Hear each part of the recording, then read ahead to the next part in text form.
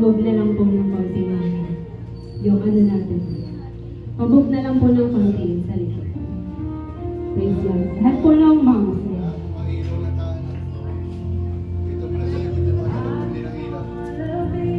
Pa-video nga. Ayan, praise God.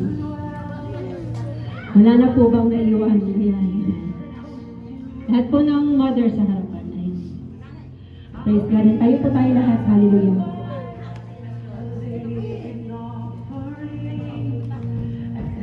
Ayan, praise God.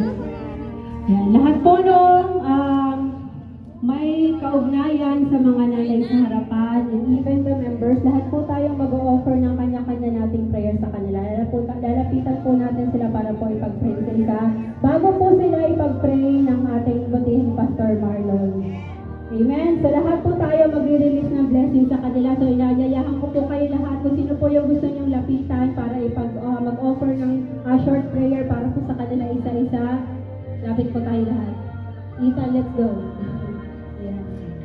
Dede, let's go. Let's go. Ipanalangin po natin si Ate Jerlyn, Mami. Yan. Ipanalangin po natin si Sister Tin. Sige po, yung mga kamag-anak po, mga apo ni Sister Clarita, ipanalangin po natin si Sister Clarita. Huwag po kayo mahiya. Let's go. Amen. Sige, lapit po kayo isa-isa. Sa lahat po na gusto nyo ipag-pray. Praise God. Amen. Sige po. Short prayer po, bawat isa po, personal prayer for them. Let's go. Annalyn, let's go. Amen. Panalangin Po natin yung lola nyo. Lapit kayo, panalangin nyo lang short prayer. Kahit di niya marinig.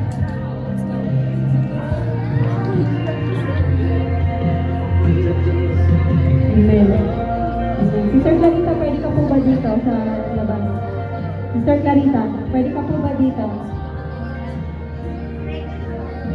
Magpapray ka po ng mga apo mo. Praise God. Guys, sige po, panalangin niyo po siya. Sige po.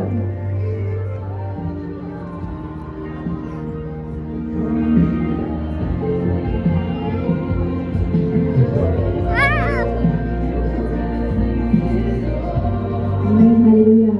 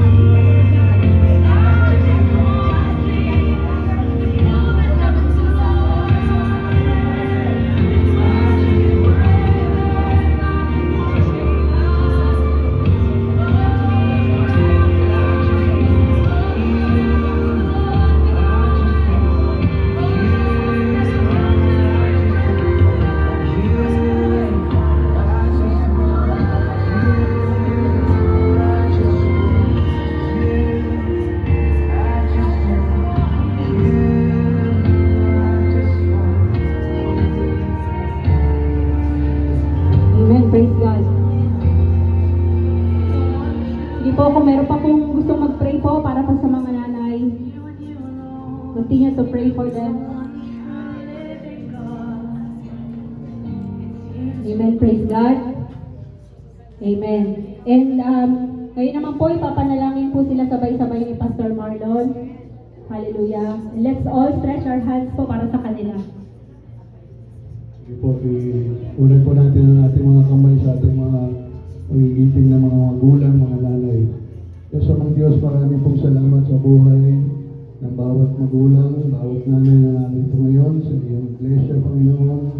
Nagpapasalamat po kami sa iyo, Panginoon, sa kalakasan, sa kagalingan at kalusugan nila, Panginoon, na patuloy mo po yung pinagkakaloob sa bawat isa. Nawa, Panginoon, ang lahat po ng kanilang paghihirap, ay iyong pinagkaloob sa kanila, na pagpilisan nila pamula, Panginoon, sa pagdadalang tao nila, Panginoon, hanggang sa pagdadalang. Maraming salamat sa pagpupot mo sa bawat isa, Panginoon. Dahil sa iyo, Panginoon, na paglabanan nila lahat, ang ginagpis sa buhay, ang lahat ng mga challenges, Panginoon, na napagtagumpayan nila dahil sa iyo, Panginoon. Dahil sa kanilang pananampalataya sa iyo, Panginoon, pinupuri ka nila, Panginoon, sinasamba ka nila, Panginoon. Patuloy nawa, Panginoon, ang kanilang mga karunungan at kaunawaan sa iyo mga salita, Panginoon, ay patuloy mong pagkahuloy ng pagkalabi ng kanilang mga puso, Panginoon, sa pananampalataya, sa pagniwalang ikaw ang aming Diyos, ang Diyos sa buhay, na tamang paglingkuran lamang nila, Panginoon, dahil ikaw lamang ang Diyos sa buhay. Salamat po, Panginoon, at palain mo pa rin ito araw-araw, Panginoon, ang kanilang mga desire, ang kanilang mga puso, ang kanilang mga pinansyal na pangangailangan, Panginoon, na patuloy mo pong ipagkaloob sa kanila, Panginoon. At bigyan mo sila ng makakagaan, pagtitimpi, Panginoon, sa anumang pagsubok na dumarating sa kanilang mga buhay. Paghari nawa, Panginoon, ang iyong kalulatian sa kanilang mga puso at kaisipan, na tanging ikaw lamang, Panginoon, ang Diyos na marunong tumingin sa mga katulad ng mga nanay na mapagmahal sa kanilang mga anak, sa kanilang mga kapwa, lalong-lalo na po sa iyo, Panginoon, patuloy sila magmamahal sa iyo dahil sa iyong pagmamahal naman sa kanila. Maraming pong salamat, Panginoon. Guys, magbibigay sila ng bulaklak. Ang mataas sa papuri, pagkasalamat